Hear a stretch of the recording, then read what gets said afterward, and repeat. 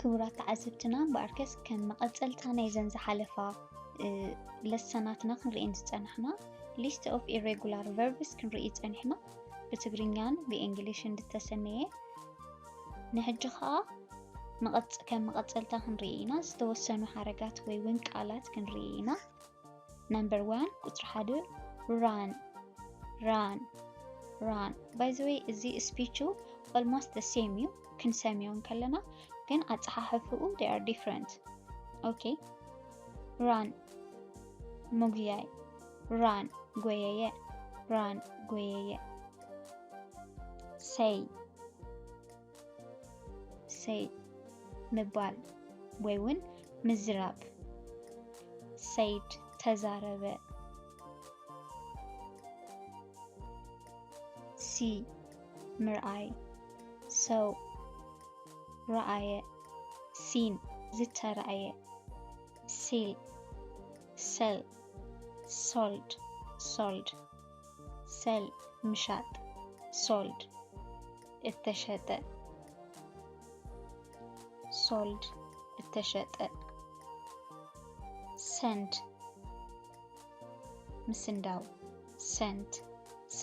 ተሰደደ set ሰሌዳ set ሰሌዳ shake ምንቅና shook ተነቃነቀ shaken እተነቃነቀ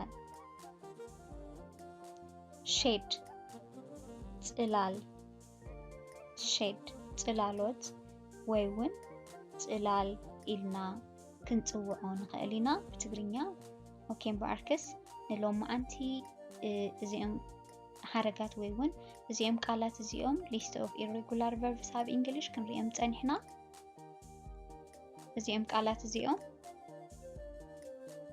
ኢና ክንሪኦም ጸኒሕና ኦኬ ከም መቀጸልታ ንሪኦ shine shone ምንጽብራቅ አንጸባረቀ ተንጸባረቀ ንብል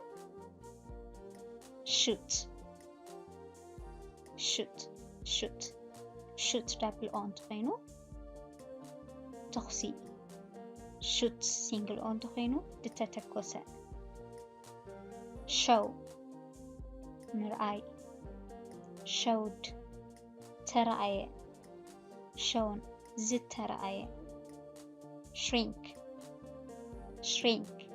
shrunk shrink መጉዳእቲ shrunk ተጎደአ shrunk ተጎደአ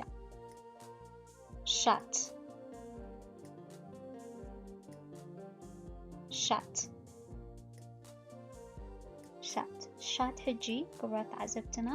ካፍቶም ዘይቅየሩ list of verbs እያ ማለት እዩ list of irregular verbs ካፍቶም ዘይቅየሩ ናይ ዘይስሩዕ ግስ ክትከውን እንከላ shut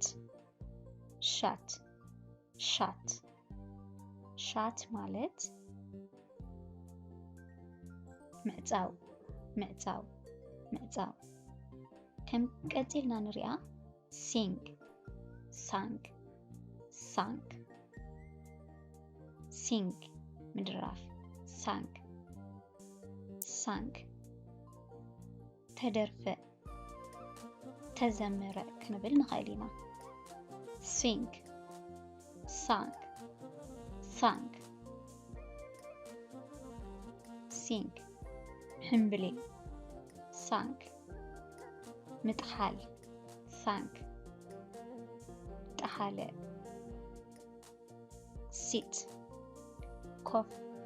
ሳት ተቀመጠ sleep ድቃስ slept ምድቃስ slide ሸታሕታሕ በአርከስ እዚኦም ኣብ ቀዳማይ ክፋልን ኣብ ካልኣይ ክፋልን ክንሪኦም ዝጸናሕና list of irregular verbs ወይ ውን ናይ ዘይስሩዕ ግሲ ክንርኢ ፀኒሕና ብትግርኛን ብእንግሊዝን ዝተሰነየ ንሎም መዓልቲ እምበኣር ነዚ ይመስል ናይ ዘይስሩዕ ግሲ ሓረጋት